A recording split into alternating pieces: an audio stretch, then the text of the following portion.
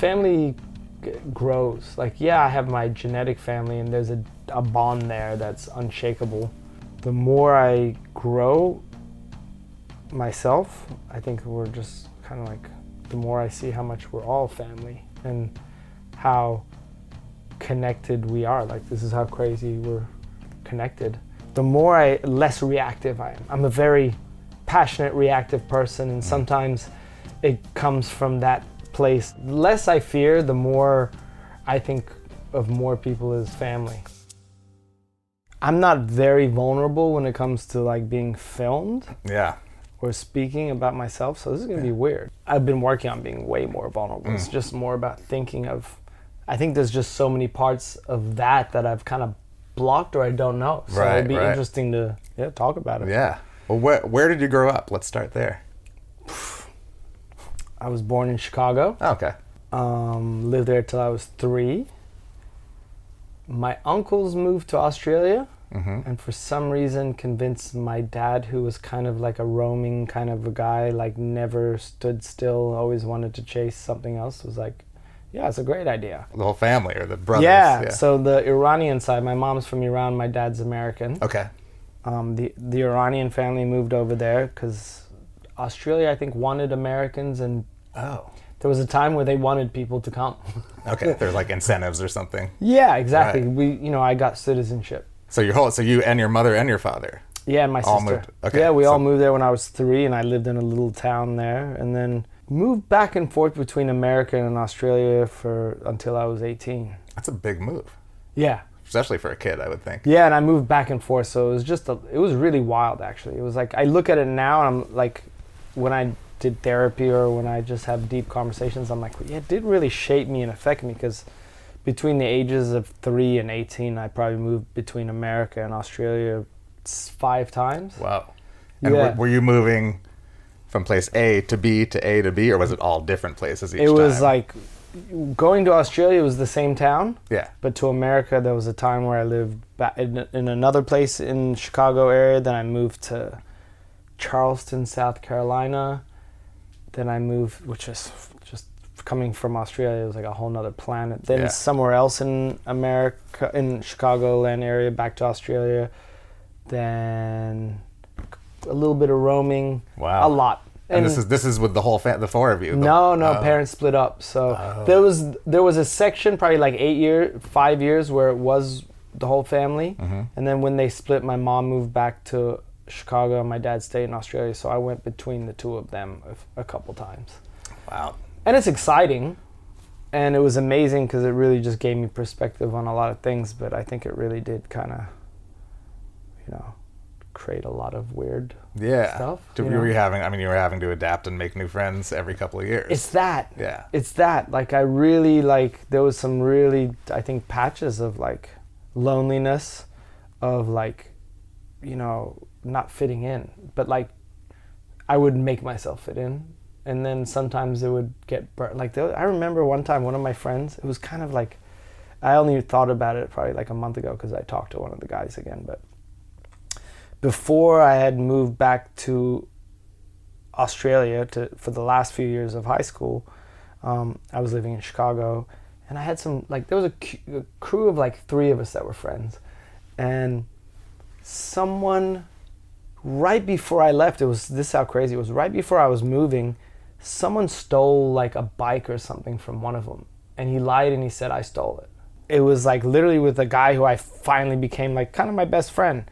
And he was accusing me, and he was well off. Mm. And he was and my parents, my mom was on food stamps, and I was just different life. Yep.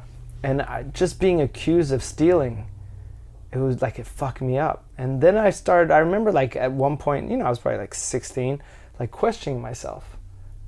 Then I moved back to Australia, and then this is before emails. Mm. So I remember probably a year, 6 months maybe it was, I got a letter from him saying, it's so crazy. I went to his house one day and I saw the bike in his garage, and I confronted him, and it was this really nice apology. But I remember just being just letting out a lot of whoa, shit. When you got the letter. Yeah, when I got the letter. It was the best feeling ever. Yeah. To get that letter, to be like, I'm not this bad person, and I would never steal from a friend, and it was just so weird. As a teenager. Yeah. That's kind of crazy that a teenager would write that letter too, in a way. No, and it's very sweet of him. And yeah. Like, I'm very happy and respected, like, that he did, and it was just wild, like, even just being grown now, thinking back, like, how much that affected me. Mm-hmm. It's like, wow. Crazy how there's so many things we hold on to, right? You don't even think about until later, and then it's like, well, obviously that was a thing. There was so many things that, like, so many things that we've gone, and this is obviously nothing. This is a bike being stolen, but it's like a fringe, but it's more accusations of this and that, and like questioning who you are, especially when you've moved around and you've just feel like you're becoming friends and then you're shipped away to somewhere else. It was just a lot, But it also, I think, strengthened me and helped me. What I think it definitely did, for better or worse, probably for worse, is like I was guarded for many, many years. And I have these walls up. Like learned how to protect yourself. Yeah. Yeah. Through many things, whether it was like divorce, all these different things. Yeah. But like getting to the point now of like realizing and seeing it, and then it's just it just helps you like think about how you treat others, especially young people, and as us being adults. I can't believe I'm an adult. I'm an adult, but like thinking of like, how we treat kids or let them even have conversations with them about, where they're at in life. I have nieces and nephews now, and I'm like super conscious of like. Do you have kids? No. No kids, but nieces and nephews. Yeah, I have nieces, nephews, godchildren. Working on just, stable relationship of my own. Working on getting there. Yeah. But dating.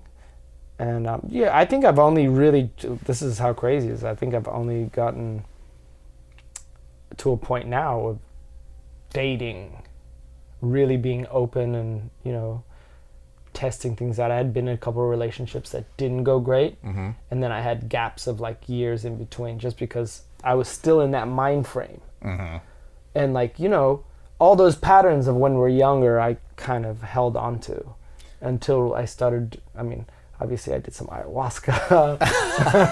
I did therapy. Yeah, of course, just do all this stuff, Just the self, just working on yourself. And then you just look at these patterns and like you change. No, I've just been changing the way I talk to women, friends, anyone. Like the way I treat friendships, the more, honest I am, the way I like don't hide things or don't try to like make things into like a bigger deal than they need to be. Right. And some of that I feel like comes with aging too, or I guess hopefully getting smarter and learning more. I'm speaking for myself now, but there are so many things when you're talking about specific instances in your childhood that affected you, but like things that you do know and things you don't know that just like you were talking about like kind of learning how to protect yourself and how that can be a good thing, but like that's definitely something I did too, and that is definitely a bad thing in a lot of ways too, where it's like totally no one knew what I was thinking about anything till I wrote a 320-page book and put it out there. Crazy. Your story is nuts. That's amazing. That kind of stuff, but so much of that is attached to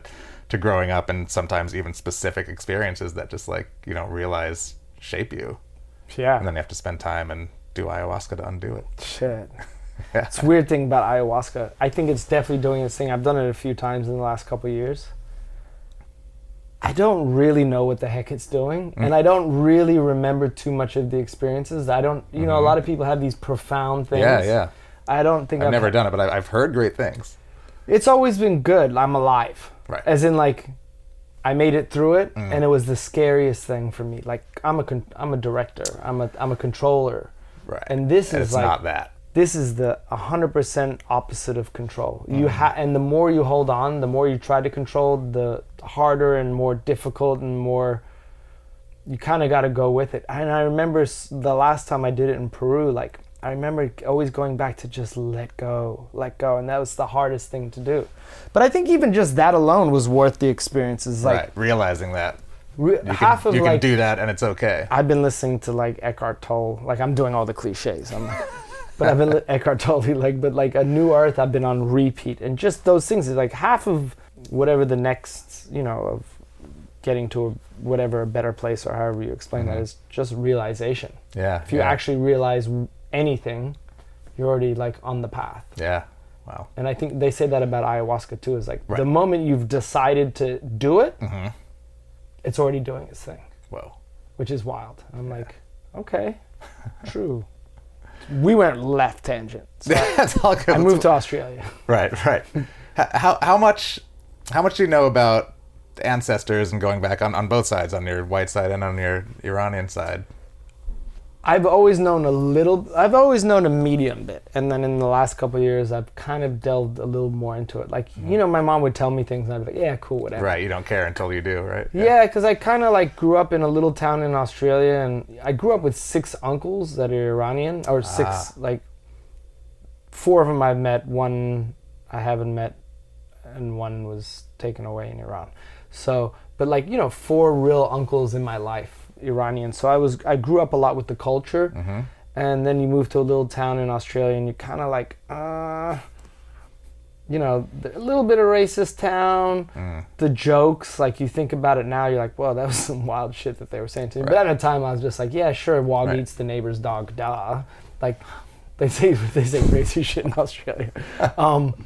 But it was, like I've been delving into it more. Put it this way, like I'm so proud to be Iranian, and I've been going into like my ancestry is on my mother's side. They were Iraqi Jews. Like my mom would always tell me, yeah, your grandfather was a Cohen Jewish, and I was like, yeah, cool, sure, mom. Right, whatever you say. Yeah. Sure, mom. Because my family are Baha'i. Oh, I didn't know that. Yeah. I mean, I can't say we're Baha'i, but like Nabil is a Baha'i name. My mom and my uncle were super into the Baha'i faith when I was born, and so I have a big connection to the Baha'i faith. Yeah, I do too. Oh, so there we go. Yeah, that's why my name's Nabil. Oh, from Nabil's narrative. Yeah. We're named after the same book. You know what I'm saying? I had no idea. I've met other Nabils, but no one knows about that book. Yeah. So that's wild. That's double wild, actually. Wow. So do you remember, was the Baha'i faith a big part of your childhood? Yeah. Big time. And even in that little town, I'd go to feast. And so there are other Baha'is in Australia in that town? My parents were kind of the conduit. That's kind of one of the reasons why they moved there, was like they wanted Americans, but my parents thought of it as a way to kind of go and serve the faith. And like it was a part of my childhood. I kind of rebelled. I never really said I'm Baha'i. Because I did, out of like trying not to be a hypocrite. Like I feel like I respect the religion and the faith so much. I hate saying religion. I respect the faith so much that, I've had choices. I've drank alcohol, and things that I smoke hash every now and then. Things that I think technically like you wouldn't do as a Baha'i. So I just try not to. I respect the faith, and it's been a big part of my life. But I don't like out there and wave the Baha'i flag. Right. So many of my childhood memories, when I was a kid, we lived in Boston for a while, or Cambridge, and then New York City, and then Amherst, Massachusetts, specifically in the 70s, where there was a really, I guess to me, big Baha'i community. I just remember so many things. It didn't feel like a religion. It felt like a family, truly. It was just it is 50 or 60 people at these beautiful potlucks with so many people of so many different races and different ages and different cultures. The food was incredible. And no one drank, so like it wasn't like the kid where it's like, oh, now the party is getting weird, and that like it was just the whole time it was just incredible vibes, and then we'd go home, and then later when I was in Salt Lake and met my Mormon friends and everything, it was and I was just like, I think it's why I never had a problem. Because people are always like, when we moved to Salt Lake, where I moved when I was 10, people were like, oh, look out for the Mormons. And I was like, why? Why are people so weird about religion? Like, this Baha'i stuff I went to was great. And I think it gave me a really open mind about a lot of that stuff. And I had Mormon friends, and I went to Mormon events, and it was totally fine. Well, we're in a society where it's like, how do we separate ourselves? And how do we're the right ones, you're the wrong ones. And I think that's one of the beautiful things about the Baha'i faith. Is like the inclusiveness of everyone. Right, accepting it all. Yeah. So that was a great part of my childhood, and something I really, my parents were Persian Jews that converted to the Baha'i faith. Ah, okay. Yes. Wow, my mom and my uncle Russian and I'm trying to think, Eastern European Jews who converted to the Baha'i faith. There you go. But I'm sort of back. My mom's back. My mom's Jewish again. And then named their son Nabil. Yeah. She my uncle, I think, when my mom was still pregnant, my uncle got the book, Nabil's Narrative, gave it to my mom and said, you should name your son Nabil. Yeah. Here we are. Yeah, my parents met at the Baha'i house of worship in Evanston. Have you been? Yeah. It's incredible. Many times. Yeah. I used to live in Wilmette. Oh, okay. Right there, yeah. Yeah, I lived there for like 1 year. And one of those periods, I lived in Wilmette for a year. What was it like having our name as a kid in all these American towns and in Australia? It was always like more difficult to get the name right and to get to the point of, why. But I thought it was good because it was like a uniqueness. And it was like I wasn't Tom fucking Michael. Right. No disrespect to my Toms and my Michaels, but like great. I liked it. It, and I still appreciate it because it's it's unique, and I feel like we're the noble ones, bro. Right. There's something beautiful about the name, so like it means something that's beautiful and it's unique, and I love it because I have a lot of Arab friends, and it's such a big name in the Arabic community, whether they're from Egypt, Palestine, Lebanese. There's a lot of Nabils. Right, yeah. So I'm always in a taxi like, Nabil! Especially in LA. By the way, have you ever seen The Simpsons? No, is there a Nabil episode? Dude, this is one of... I'm gonna... show it on the screen. No, it's the greatest. Yeah. I'm gonna send it to you. We'll try to license that, yeah. It's like this really cool... Nabil thing. No way. I can't believe no one's ever sent me that. I know. I found it randomly. I was like, what? This is crazy. So on family stuff, I'm trying to think, are your parents still alive? Both parents are alive, both remarried. Yeah? Are you close with both of them? I'm closer with my mom because she's in Chicago. My dad's still in Australia. Right. But, pretty close with my dad. My stepmom, she's from Chicago. So she just came, her family's in Mississippi now in Texas. So she just came to visit her family and flew back. So I spent like a few days with her a couple weeks ago. But my dad's side is the colonials. They're literally daughters and sons of the American Revolution. Oh, That's really? what the DAR, I think it's called, yeah. Oh. Which meant my sister could have gone to school for like reduced rate and this and that, and like... Oh, interesting. Came over on the Mayflower, old Connecticut, I know. Wow. Yeah, I've kind of gone back and saw that to like General Elderkin of the, Revolutionary Army in the 1700s. Oh, amazing. Yeah. Wow. And this is like, did you 23andMe or how did you find I knew it from my dad's, my grandparents and uncles. Like I've kind of known about it. My dad's not one that really cared too much about it. I think that wasn't the side of him. Married an Iranian woman and married an African-American woman. Like I think that side of him was kind of like, and me too. Like to be honest with you, it's like I think that's something I've always kind of like dealt with in a way, like weirdly, because it's a I don't think it's a positive. Like I don't know how to explain it, but you know what I mean. It's like. Yeah, and the Mayflower, I think everyone who talks about having whatever ancestry was on the Mayflower is very proud of that. Well, maybe not everyone, but that's the sort of stereotype of what you hear. But if you really think about what that probably meant and what probably happened, it might not have been great. Probably not. Those people might not have been great to the people that they met. Most people. Right. I would say most, they were, the OGs of that. And what I need to know is I would love to know more about like the general, like what side of I should look that up. Sure. Because I don't really know too much about American history, and like, I know that there was the North and the South. Right. And I think the South were the bad guys. The bad guys. Yeah. South with the bad guys. So hopefully he was a general in the North. Hopefully, yeah. But you know what? Which is possible because Mayflower came to like Massachusetts, right? Yeah. Like two guys named Nabil who know nothing about American history. Yeah. So there's that. So that's the North. So who knows? Yeah. So hopefully, I should learn more so I can have some little bit of ancestral. But that's so interesting. I mean, to know. I mean, there's like this Iranian thing, and there's this super American or European, whatever you want to call it, thing. I mean, really like different sides to your family that have converged and are with you now. Yeah, and I remember it's funny, my Iranian, like 2 days ago, I was at Thanksgiving, and I had seen one of my uncles in 10 years, and he was there, and I love him. It's like my funny uncle Ben. And he was like, yeah, your grandfather, because I was like, I have memories of my grandparents a little bit. And he was like, yeah, your grandfather was the sweetest guy. What a nice guy. And I was like, really? Oh, okay. Like, I remember him being a sweet, nice guy, but just tainted by like when my dad remarried, my parents, I know my grandma didn't even go to the wedding. Like, it was kind of like, but then he's like, yeah, your grandma, not so much. Right. Yeah. And I was like, oh, at least one of them. Right. I can at least like go back and like, oh, okay, my grandfather, because I remember him being a sweet guy. Yeah. Grandma, not so much. Has there been much trauma or hardship in your family? Maybe. I think on my mom's side, for sure. You know, they fled Iran for the revolution, and Baha'is are kind of like the most persecuted people in Iran. Yeah. Like, they're still being killed. Really? Oh yeah.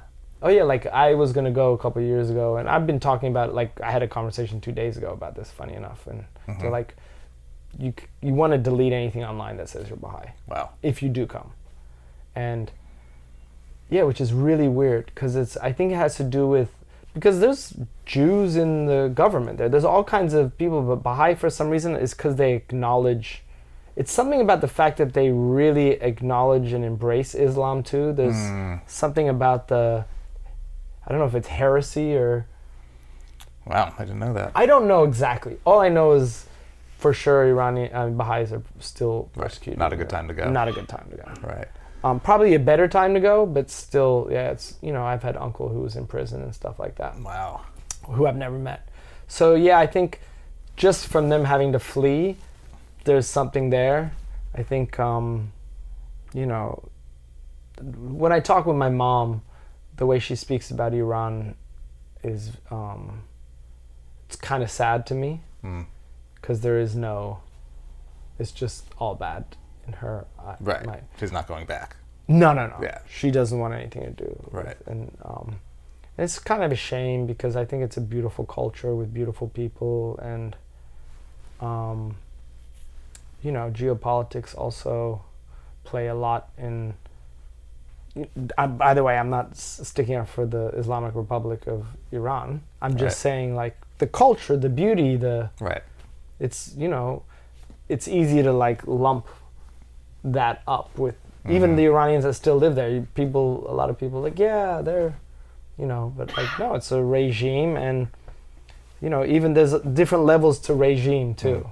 So it's like, you know, I'm trying to be more open and understanding of my mom's thoughts because of what she went through, but also this beautiful culture that I grew up with that I never have been able to go actually visit. Yeah. Which I'd really love to. I really love to go to Iran.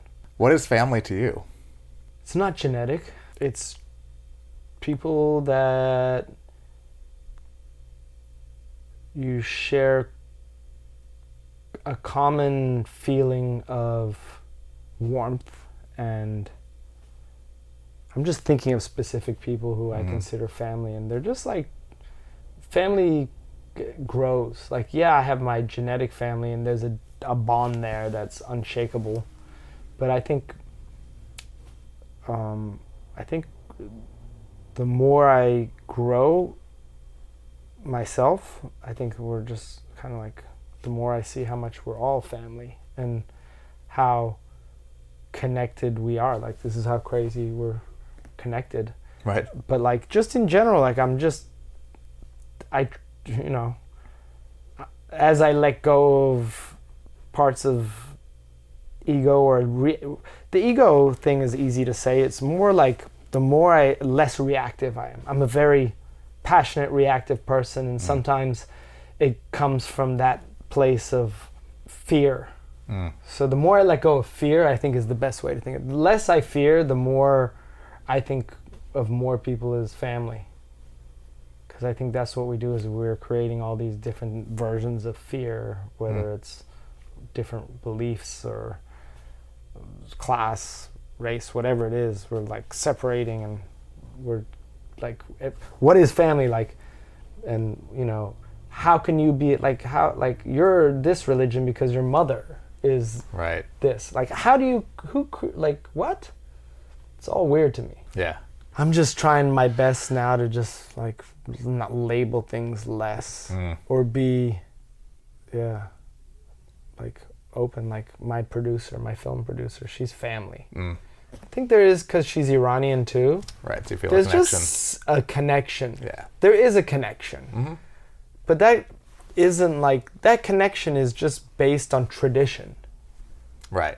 It's not beliefs, it's just a traditional way of understanding how the dynamics of our culture works. Yeah, and it allows you, like, whatever, you meet somebody from the same place, and you can pretty easily drill down into, like, oh, what school did you go to, or do you know this restaurant? You know, it's easy to find common connection points, and that makes people feel good, because and there's people like that. in Jamaica that I've met that feel like family too, because we have a bond of how we treat each other, how we look at the world, how we appreciate certain things. Yeah. So it's like, could be anywhere.